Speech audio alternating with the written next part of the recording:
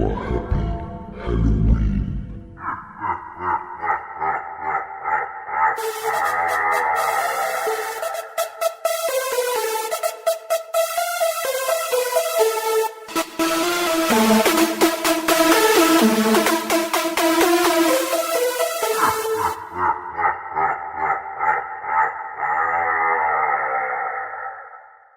Hey, Kelly, it's Halloween. Wait, what? It is? Oh, I'm so excited. It's like our supreme holiday. Absolutely. Happy Halloween to all of the listeners, and thank you for joining us on this, our 10th Halloween special. It's very exciting. It's totally exciting. And Kelly, you know, we like to do a theme around our Halloween episodes. Yes, we do. What is one of those things out there that is pretty scary to a lot of people? For some people, it's not as scary, but for a lot of people, it can be scary. Does that give anybody a clue? Clowns. Oh, those awful, awful clowns. They can be pretty downright creepy, don't you think? They're one of my favorite characters to play on Halloween because they are so creepy. Now, I was going to ask you, have you ever dressed up as a clown for Halloween? Knock those memory banks around. I know. I know you've done it while we've been together because we did it together 2 Halloweens ago. Right. You were a demented ringmaster. However, you were not quite the clown, although you had clown-ish makeup on. I did have clownish makeup on, but you were definitely a sadistic clown. I was indeed. And for our executive producers, they all got magnets of that. This is true. And yes, I dressed up as a clown multiple times when I was younger. And then our sons, well, primarily Jared, have some very demented clown masks that are amazing. And so every Halloween, when we would do it up scary, they would always wear those. Oh. And stick around until after we get done with the main part of the show because we have our listener Jared shared some really interesting experiences that he's had. We'll share those at the end of this episode. All right, everybody, grab your candy bowls. Oh, gals, I have a secret haunted tunnel for you to check out. Just squeeze right in here. Okay, Mort. Kind of a tight squeeze. It's a very tight squeeze. Hold your breath so we can kind of get in here, Kelly.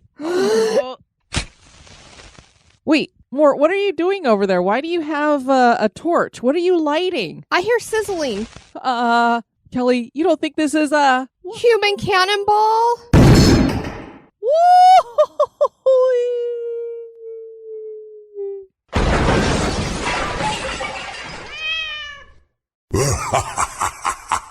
Happy Halloween, everybody.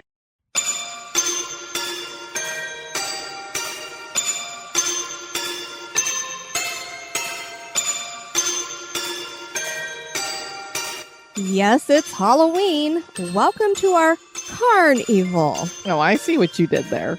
Yes. Step right up and test your degree of coulrophobia, or fear of clowns.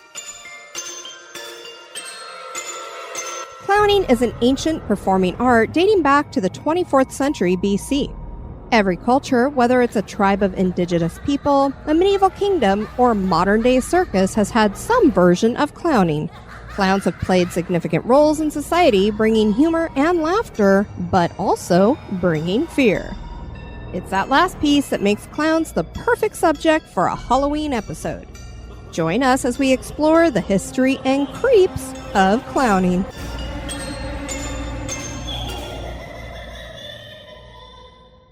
Kelly, is there a specific clown when you think about your childhood that scared you?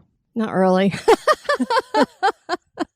Well, I know that I posted up on Instagram getting ready to do this episode, a picture of the clown from Poltergeist. That one, I think, really sealed the deal for me as being the most terrifying clown out there. Well, I can see why that would take place. The beginning formulation of the clown took place, as best as historians can guess, sometime during the 24th century BC in Egypt. Throughout the centuries, people have taken on the role of the court jester, public jokester, and entertaining mime. Clowns have been able to use their humor to hit at off-limits subjects like the monarchy, politics, religion, and such. The clowns of yore have become the comedians of the comedy clubs today. But beneath all the fun lies sadness and terror. French literary critic Edmond de Concourt wrote of clowns in 1876, "The clown's art is now rather terrifying and full of anxiety and apprehension. Their suicidal feats, their monstrous gesticulations and frenzied mimicry, reminding one of the courtyard of a lunatic asylum." It's no wonder that clowns have become a popular horror theme. So let's look at a brief history of clowns, working our way from early performers to the terrifying clowns of cinema that haunt our dreams today.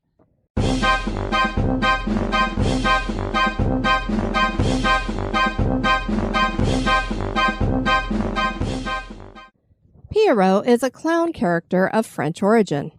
The standard look was a large white blouse with large buttons and wide white pantaloons. The face was mainly painted white with facial features that were sad. His first appearances were in the 1600s, but it wouldn't be until the early 18th century that he would come into his own. Through the years, many societal movements have used him as a representation of their cause. David Bowie himself once said, "I'm Pierrot. I'm every man." Jean Gaspard de Barrou was one of the most famous Pierrots.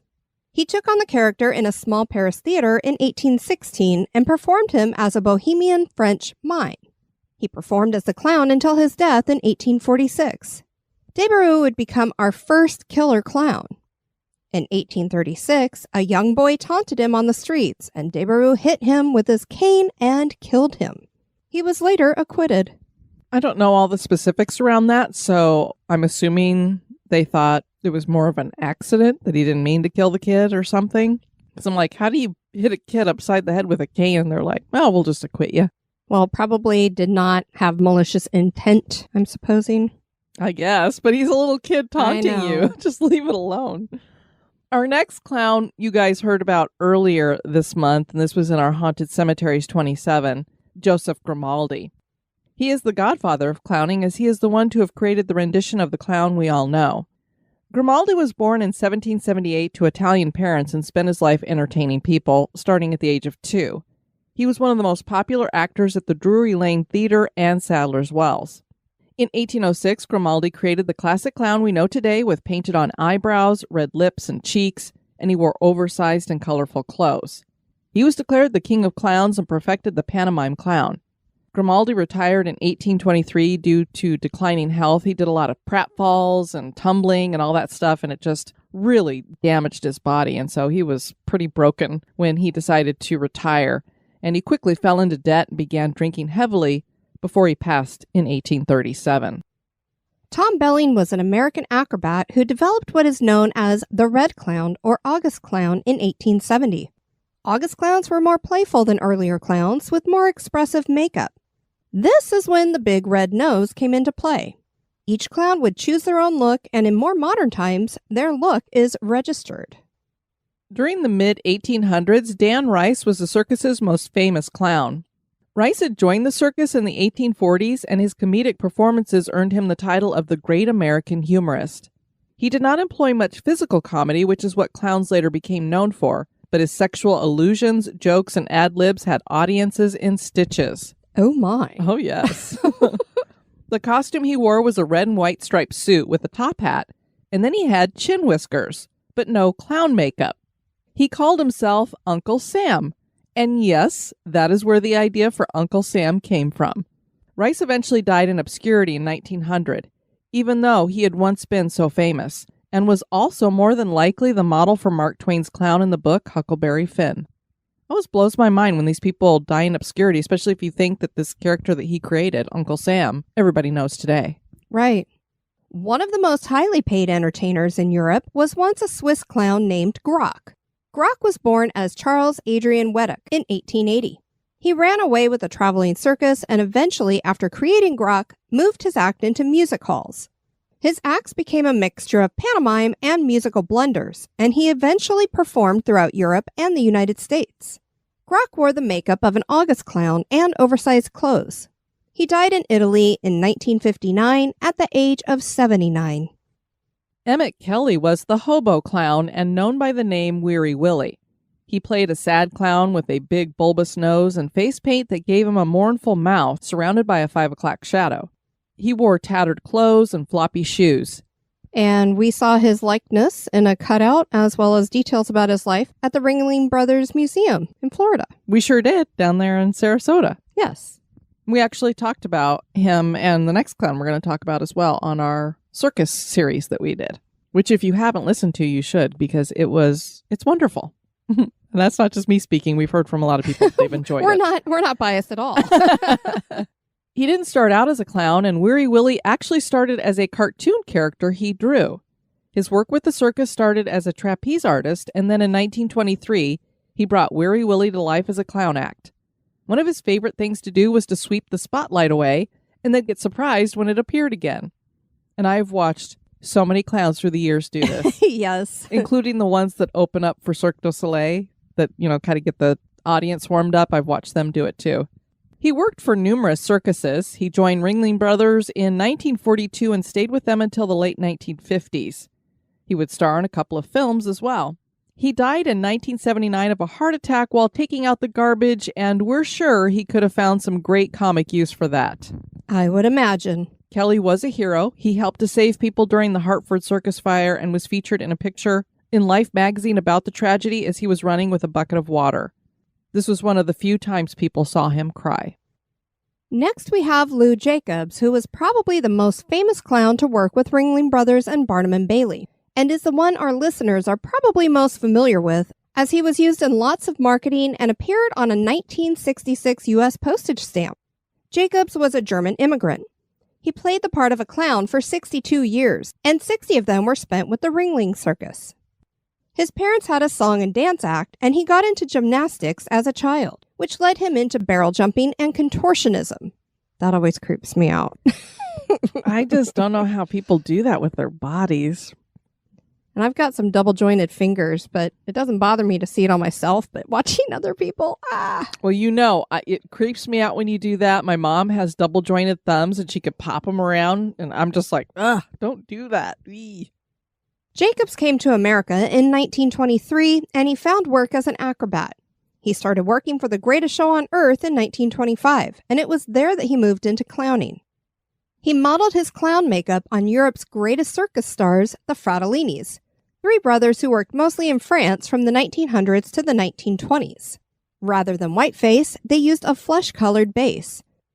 Jacobs had many gags, including not only his 2-foot by 3-foot small car, which I actually got inside of and got my picture of. I was just going to say that. You can find that if you scroll back through our Instagram for a couple of years. You'll see it there. But also a self-propelled bathtub and a couple of little dogs. I like the bathtub thing, too. That's so funny. He wore a costume that was a pink and lavender checked suit with 12-inch collars, and his shoes were really big. He married Ringling showgirl Jean Rockwell, and they had 2 daughters, Luann and Dolly. Jacobs retired in 1985 when he was 82 years old. That is a long time to be a clown. It sure is. Although he continued to teach at Ringling Brothers and Barnum & Bailey Clown College. In 1987, he received a Lifetime Achievement Award on behalf of Ringling Brothers and Barnum & Bailey Circus. He died of heart failure on September 13, 1992, in Sarasota, Florida, at the age of 89. Kelly, did you ever watch Bozo the Clown? But of course. Alan W. Livingston created Bozo the Clown in 1946 as part of a storytelling record album for children. Bozo soon was so popular that he became the mascot for Capitol Records. He got his first TV show in 1949 and was portrayed by Pinto Colvig. Bozo wore a blue and red costume, oversized red hair that stuck out on the sides of his bald head, and white-face clown makeup with the standard large eyebrows and red lips and the big red nose. The hair was actually yak hair that was heavily lacquered. Oh my, I never knew that. Rather than being a syndicated show, Bozo was a franchise. So different markets had their own portrayal of Bozo. So this is like having your local horror host. This was like your local Bozo the Clown. I had no idea. I had no idea either till I researched this. So some of the Bozo the Clowns that people saw were different people. Would look a little bit different too. I mean, they all kind of had similar looks, but they did wear different clothes and things. And they had this like standard, I guess you'd call it like skull cap with the yak hair heavily Right. lacquered. So they all had kind of that same look. And I guess they just mass produced it for everybody. That's too funny. And here's another really fun thing that I didn't know. A lot of our younger listeners may not remember Willard Scott, but some of our older people will. And I remember he used to do the Smucker's age thing on the Today Show all the time. Well, anyway, Willard Scott was Washington, D.C.'s bozo for 3 years. Yeah, that was another detail I had no idea about. Other TV clowns were inspired by bozo, like the one that I grew up with in Denver, Colorado, Blinky the Clown. Blinky was portrayed by Russell Scott, who has the distinction of holding the record as longest-running television clown in history, performing as Blinky for 41 years. So my entire childhood, I had Blinky the Clown. It was always the same guy. Yeah. Blinky was more of a tramp clown, so he looked a lot like Emmett Kelly. He lived a long life and died at the age of 91 in 2012. Ronald McDonald was also inspired by bozo, and he made his first appearance in 1963. And now a little break for a word about one of our sponsors.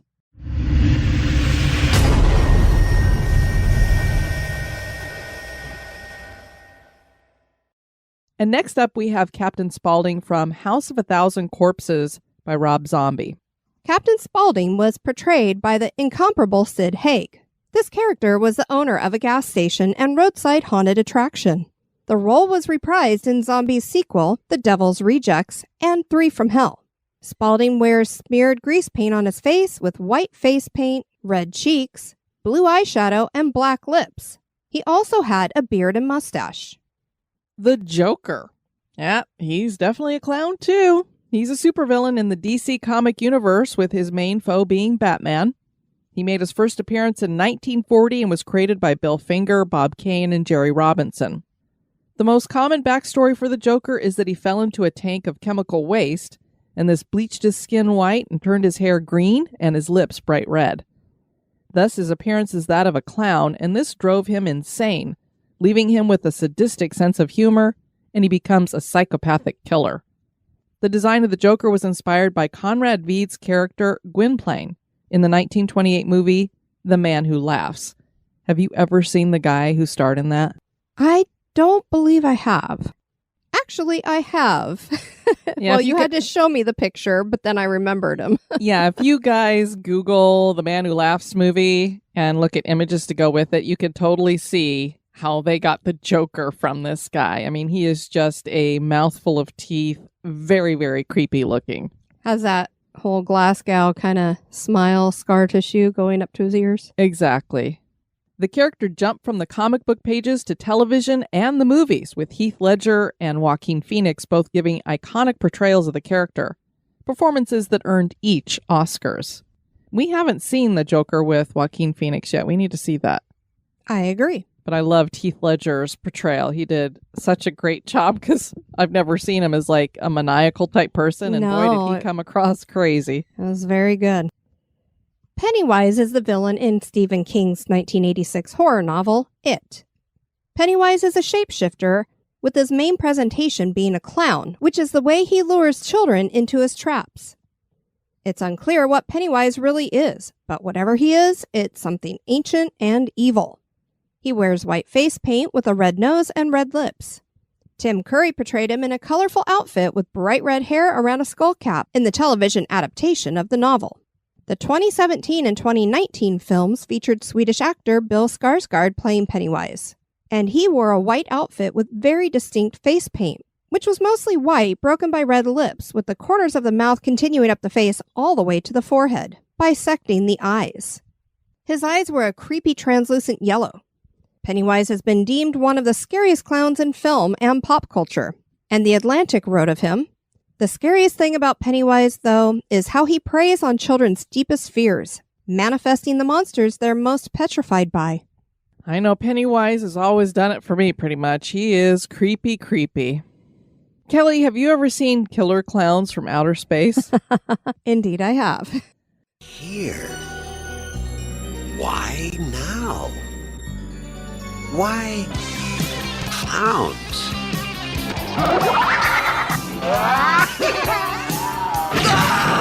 They've been knocking him dead all over the universe. Killer clowns from space. This is a cult classic, and I think it's a pretty fun movie. I happened upon it one day. I'm switching through channels, and the costumes immediately caught my attention. I'm like, what is this? And I see the title, and I'm like, Killer Clowns from Outer Space. Okay, this sounds like it's got to be clearly a cult classic, because I knew it was older. And what could possibly be the premise here? This has got to be a crazy movie.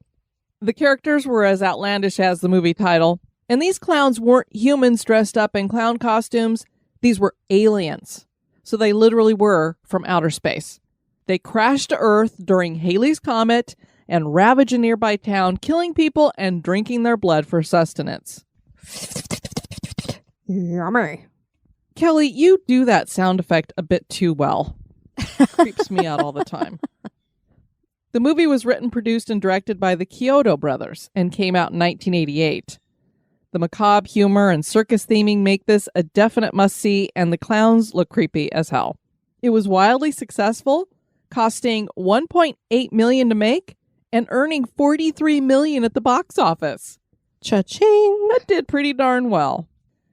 So as Diane said, for her, the clown in the 1986 Poltergeist movie was the scariest.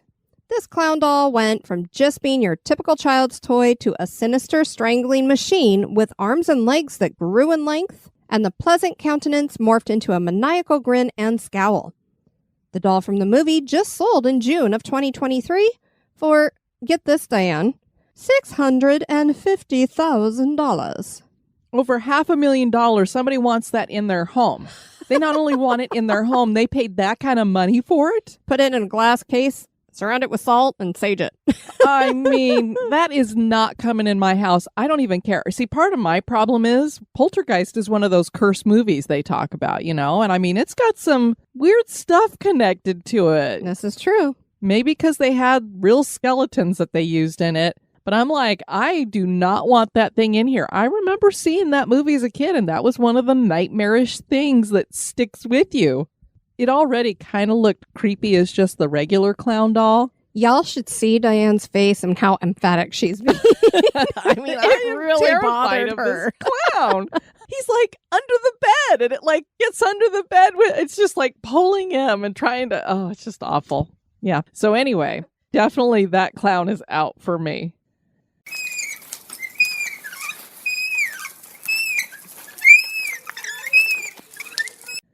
Kelly, do you hear the sound of a tricycle in the distance? Oh, look, it's Billy. Uh-oh. That is the name of the clown from the Saw movies, because he is a clown too. I don't know that people always necessarily equate him to being a clown, but he is technically a mechanical ventriloquist puppet, but he has all the markings of a clown with the white face paint, red lips, those red spirals that are painted on his cheeks, and a skull cap with messy hair. Yeah, I can't watch that movie. Billy was used by John Kramer, who is the Jigsaw Killer, to inform the victims of his deadly games about the rules and instructions they had to follow in order to survive. I never thought I could do them, and then I saw the first one. I just, part of my problem is I don't like gore.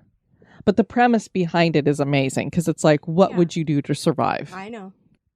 Next, we have Twisty the Clown from American Horror Story Freak Show, which is my favorite season. I was just going to say, your favorite. Because it's Freak Show. It's not necessarily the best written. I know I've got people hollering that the first 2 seasons are better. Coven everybody loves. But Freak Show's my jam because I love Freak Shows. So, Well, Twisty started off as a Pierrot clown who took great joy in entertaining children, and then something just snapped for him, and he became delusional, committing atrocities without much awareness for what he was doing. The backstory for him had his mother dropping him on his head, which couldn't have helped matters. no, and, they've found through science that a lot of serial killers have had some kind of severe head damage. This is true, head trauma. Yeah. Twisty's appearance is quite hideous because he tried to commit suicide with a gun and ended up disfiguring his face. Now he wears a partial mask that seems to have become part of his face and features a broad grin. There are also scars all over his face, and he wears a skull cap that seems to have come from one of his victims. So it's Really attractive. Yeah, I mean, you can see the outline of the skin. It's like he scalped somebody and wears it. He wears a dirty clown suit and carries a sack that holds his juggling pins. Very, very creepy character. Hideous Indeed. looking. Kelly, you and I went to a horror convention with Bailey, our listener and friend. We did. And this was the first time we'd heard about this movie called Terrifier, which is now a franchise. Which people are probably yelling at their headphones again. How'd you not know about this guy? I know. And Art the Clown is the main antagonist in this movie. And it's fitting to have Art on this list for Halloween, not only because he is a terrifying clown, but because his feature film debut was in the 2013 movie All Hallows Eve. The clown first appeared in a couple of short films before launching into 4 Terrifier films. It was created by writer-director Damien Leone. Art wears whiteface with arched and thin eyebrows and overdrawn black lips. He is bald and his costume is black and white. Art is always covered in blood as he is a mass murderer who likes to use weapons like a hacksaw, cleaver, and cat o' nine tails. This clown is a thoroughly unpleasant one. And he is terrifying as well, so I could see why they called it Terrifier. Next up, Kelly, we have a very real killer clown. This is Pogo, or as most people know him, John Wayne Gacy. Fictional clowns are bad enough, so imagine having a real clown that is a serial killer. Most of you listeners are probably pretty familiar with Pogo the Clown, who was a character created by serial killer John Wayne Gacy. John Wayne Gacy was born in 1942 and was thought of by many people to be a friendly man. He seemed to love children and would frequently dress up as a clown he named Pogo and host parties for his entire neighborhood. Pogo wore whiteface and had overly large red lips and blue paint around his eyes. He wore a standard clown costume that was red on one half and red and white striped on the other. He also wore a pointed hat with several large puffballs on it. The first chinks in Gacy's reputation came in 1964 when he was found guilty of sodomizing 2 young boys and spent 18 months in prison. His wife divorced him and he relocated to Chicago where he founded a construction business. This became a way for him to recruit young men to help him. Gacy remarried, but it was more than likely a cover for his predilection for young men. In July of 1975, one of the young men who worked for him disappeared, and his parents asked the police to investigate Gacy. The pleas were not heeded. Gacy and his second wife divorced, and this set him on a reckless course of murder. He would invite young men to his house and then pretend that he was going to show them a magic trick using handcuffs. The trick was that he was going to lock the boy to the bed and rape and sodomize him before strangling him. The bodies were then buried in the crawl space of Gacy's home. One young man escaped from Gacy in 1977 and went to the police, but they didn't follow up on the report. The police did finally investigate Gacy after a 15-year-old boy who had gone to Gacy's home looking to get hired disappeared. The investigation found a class ring and clothes that wouldn't fit Gacy. A witness came forward and said that Gacy had admitted that he had killed 30 boys. The police found 29 bodies at Gacy's house, but it's believed that he killed at least 33 people. Gacy was arrested and tried to plead insanity, but he was found guilty and sentenced to die, which occurred on May 10th, 1994 via lethal injection. Kelly, do you remember in 2016 when all of a sudden there were all those reports of people seeing clowns everywhere? I do. I'm sure many of our listeners remember this too. There was a spate of clown sightings in various places around the world. They began as early as 2003 in Northampton, England, with the sighting of a creepy clown in the months of September and October. It was eventually found that 3 filmmakers named Alex Powell, Elliot Simpson, and Luke Ubansky were behind the clown, and they'd used it to drive traffic to their Facebook page. But something had been started. A YouTuber started dressing as an evil clown in 2014 and pranking people, and then he posted the videos, which got millions of views. That same year, the Wasco clown started showing up in Wasco, California. This was in October of 2014. Armed clowns terrified these residents in Wasco and Bakersfield. The sightings began after a Wasco couple posted photos of themselves in creepy clown costumes as part of a year-long art project, but the photos went viral and then copycats started dressing up doing the same thing. Bakersfield Police Watch Commander Lieutenant Jason Matson said that they'd seen sightings all over the city. They range anywhere from a guy carrying a gun to a guy carrying a knife running up to houses. One teen was arrested for chasing a minor while dressed as a clown, but no other pranksters who had done this were caught. In 2015, a clown was videoed at night in the Rose Hill Cemetery in Chicago. A proliferation of videos started making the rounds, which increased in 2016. These clown sightings were in lots of different locations. Some were in forests, while others were in city areas. A mass hysteria started to develop as sightings were reported in many cities in the United States, in 9 Canadian provinces, and 18 other countries like Britain and Australia. Reports out of Green Bay, Wisconsin turned out to be a marketing ploy for a horror movie.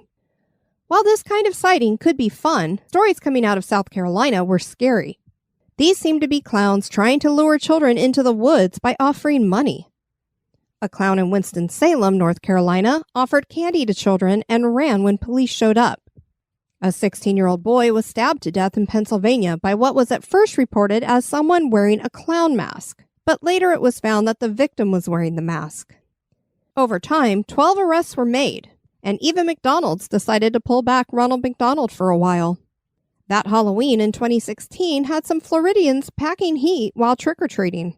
Several countries started pulling clown costumes from store shelves, and Target stores pulled clown masks from its websites and stores. News outlets started warning people in October of 2016 of alleged attacks by clowns on Halloween that year. The report said that these were going to be purge-like attacks. There was only one attack that actually materialized on Halloween in Florida, when a family was attacked by a group of approximately 20 people in clown masks.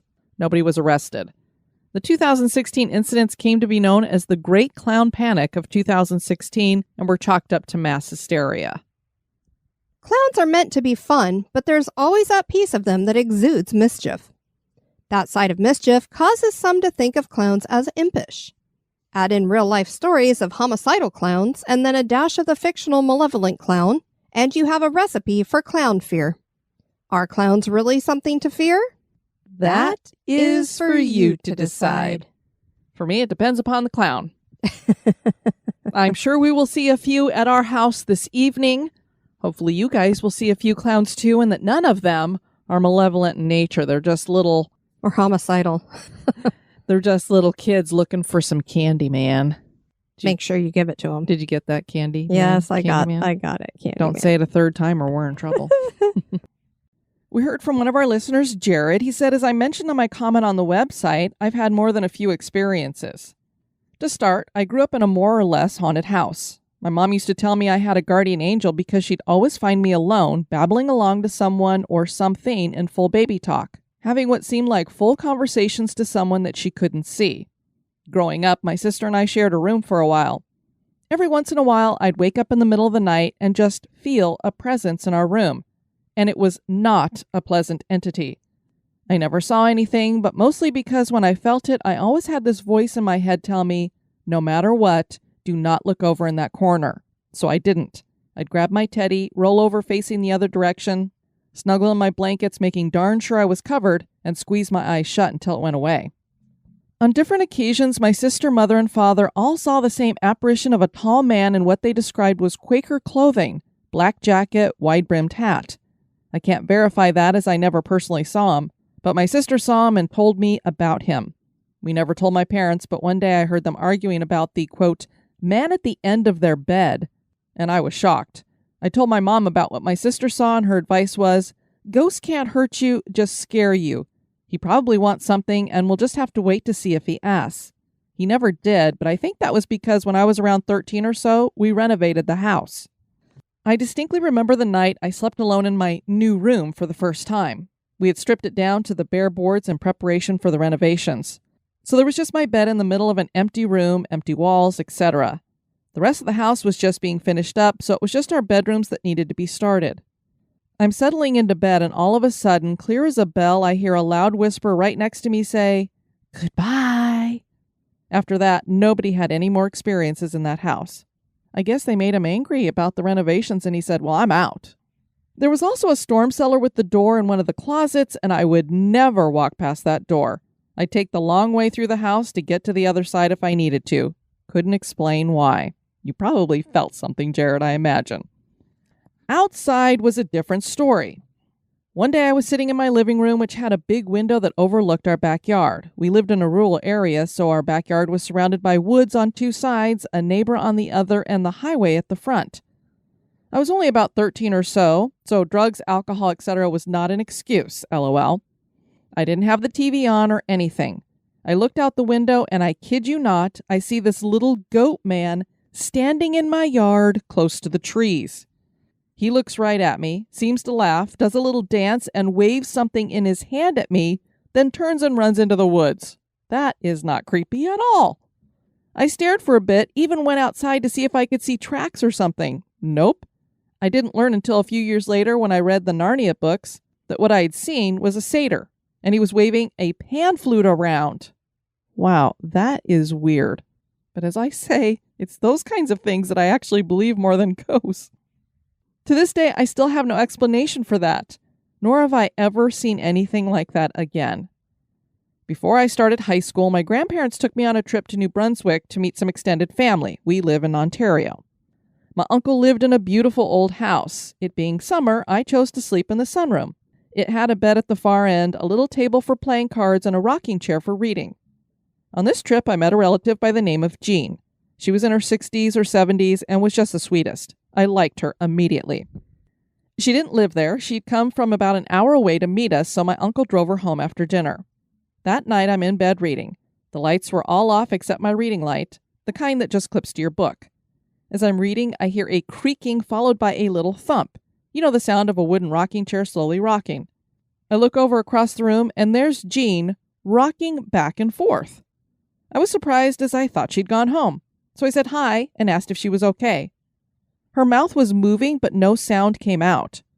I turned to click on the bedside lamp so I could see her better, but when I did, she disappeared. I stared at that rocking chair for a minute, still slowly rocking, before I ran to my grandparents' room. I did not tell them what I saw, but did ask Grandpa to come sit with me until I fell asleep. Jean came back that day, so I knew she was okay. When I spoke to my mom on the phone later, I told her, and she said that something was possibly going to happen to Jean, and her spirit was reaching out to me. Later that year, Jean was diagnosed with cancer, and unfortunately, I did not get to visit her again before she passed. Oh, Jared, feels kind of like you have premonitions there. Growing up, my best friend was my dog, Scooby-Doo. Love that name. He was a very unique dog, a mixed breed with very distinct characteristics. Also, due to an accident, he only had 3 legs. He passed when he was 14 years old, and I was heartbroken. I still miss him, and I'm in my 40s now. Anyway, not long after he passed, I worked as a cleaner at a cottage resort. One day I'm cleaning this cottage, music blasting in my headphones, and I look up, and I swear Scooby is standing at the open front door. Again, as I said, he was very distinctive, and I've never seen another dog that looks like him. But there he was, standing there, 3 legs and all, looking at me with his goofy doggy grin. Then he turned and ran. I followed, but he disappeared. Despite my experiences, I'm a logical person, and I, of course, looked around to see if there were any dogs on the property just to be sure. None. I know in my heart, Scoob came to say one last goodbye and to let me know that he was safe and happy wherever he went. When I was in my 20s, I shared an apartment with a friend in an old building. Randomly, our stuff would go missing, and we'd look everywhere for it just to find it exactly where it was supposed to be the next day. That was annoying, but no big deal. We were also really bad for not putting things away when we were finished with them. Well, I started to notice and started to purposely leave things on the counter, like cleaning supplies, knowing my roomie wouldn't be home. I'd leave the room or go to bed, come back, and the stuff would be put back where it belonged. I started thanking whoever it was for keeping my place tidy. Once I started doing that, it was only my roomie's stuff that would go missing. I guess being thankful means you don't get teased. And now I've saved my favorite experience for last. A relative had passed away, leaving my family her house with all of her belongings in it. She was the sweetest little old lady.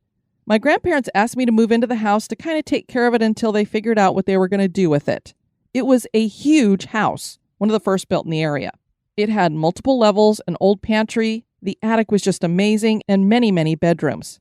When she was still alive, Merle, the relative that had passed, loved telling me stories of the house, the many people that had passed through, and how her family had owned it for decades. She told me her parents' rules about no loud music, no parties, and absolutely no smoking. So when I moved in, I got the sense that out of respect, I'd still follow those rules. I had a friend come stay with me for a few days, and she chose the biggest bedroom to stay in. This bedroom also had the door to the attic located there. So one night, she starts calling for me, and she sounded upset. I run across to her room, and I open the door to see her in the middle of the bed, covers pulled up to her chin, her face as white as a sheet. I look over to the window, which had one of those pull-up blinds, and as I look over, the whole blind lifts up and flies across the room to land right on her on the bed. There's no way that just pops off and does that. She's practically in tears, and I stand there staring.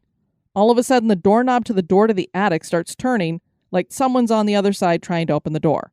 I look at my friend, and the thought just pops into my head, and I say, "You were smoking in the house, weren't you?" Apparently, she had snuck up to the attic to have a smoke, thinking I'd never know, and she'd hide the evidence later. Well, someone didn't like that she broke the house rules. Unfortunately, my family decided to renovate and sell that house, but man, I loved it. I also always see shadow entities depending on where I am. Sometimes it's through a window to the point where I think someone is there when there isn't when I look. Sometimes it's in the room with me when I'm watching TV, reading, or whatever. I catch a glimpse out of the corner of my eye, but when I look, nothing's there. I do believe in ghosts or spirits as I've seen them and had experiences. However, I do remain a skeptic. Oh, I love you, Jared. You're just like us. Even though I've felt things and had things happen, I still tell people I'm an open-minded skeptic, and you've had some amazing experiences, and you're still a skeptic. I know that a good chunk of the stories out there are just stories or overactive imaginations, or that sometimes weird things happen, but there are explanations. But sometimes there are no other explanations. I'm also not afraid of them. I know you say on your show a lot that you don't understand how people can experience something and then just roll over and go back to sleep. But in my experience, ghosts don't really want to hurt you. They're just curious and want to pass along a message. So other than the startle factor, there's no reason to run. And you've probably, as you continue to listen, Jared, I know he's a fairly new listener, you'll see that we've gotten to a point where even after having the experiences we've had, it actually has made us less afraid because you realize they're not here to hurt you. My family was always super religious. However, I'm not. I've looked into all religions as well as mythologies. And my personal opinion is that there's definitely an afterlife of some kind. Whether that's heaven or something like the Elysian Fields or just another plane of existence, I couldn't say. But there's definitely something waiting for us on the other side. Thanks so much for sharing those stories with us, Jared. Hope you guys have a great time, whatever you do with your Halloween, whether you go out trick-or-treating with your kids, you go out trick-or-treating for yourself, you just hand out to trick-or-treaters, or you barricade in your home and watch horror movies all evening. Whatever you do, we wish you the best. Happy Halloween! Halloween.